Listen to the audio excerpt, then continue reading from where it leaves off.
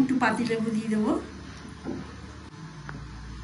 1 চামচ আদা, রসুন আর কাঁচা লঙ্কা বাটা, নুন আন্দাজ মতন, হলুদের গুঁড়ো, কাশ্মীরি লঙ্কার গুঁড়ো দিয়ে ভালো করে মাখিয়ে নিয়ে আধ ঘন্টার মতন রেখে দেবো। ভালো করে দেখো মাখিয়ে নিয়েছি, নিয়ে একটা পাত্রে আমি রেখে দিচ্ছি। গরম মশলার গুঁড়ো দেবো, 1 চামচের মতো কর্নফ্লাওয়ার দিচ্ছি, 2 চামচের মতন বেসন, একটু গোলমরিচ, আবার ভালো করে এটাকে মাখিয়ে নেবো। এটা গরম হয়ে গেছে, একে একে দিয়ে দিচ্ছি।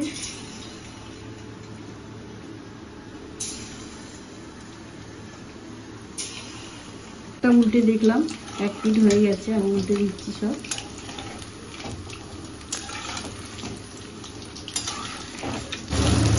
দেখো পুরো লাল লাল হয়ে গেছে, এবার নামিয়ে নিচ্ছি।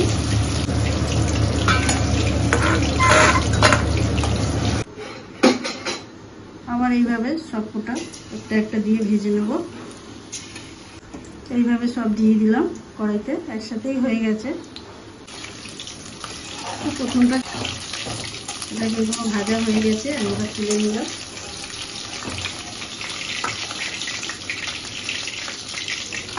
এবার কড়াইতে দেব রসুন 4-5টা কোয়া ছোট ছোট। গ্যাসটাকে এই সময় সিমে রেখে দিয়েছি।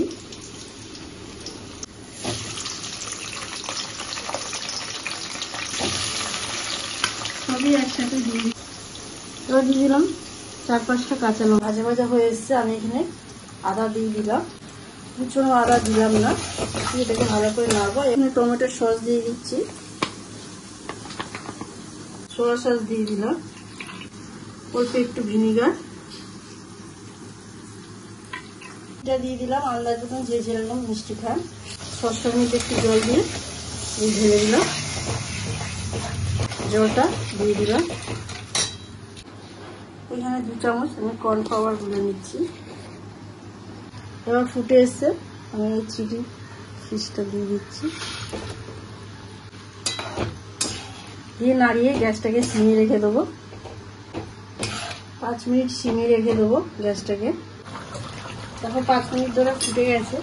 এবার আমি কর্নফ্লাওয়ারটা গোলা জল দিয়ে দিচ্ছি, এবার লাগিয়ে নিচ্ছি। এখানে ঢেলে নিলাম। চিলি ফিশ পুরো রেডি হয়ে গেছে। ফ্রাইড রাইস দিয়ে, পরোটা দিয়ে, লুচি দিয়ে খুবই ভালো লাগে। আর দেখে যদি ভালো লাগে অবশ্যই চ্যানেলটাকে সাবস্ক্রাইব করবে, লাইক করবে, কমেন্ট করতে ভুলবেন না।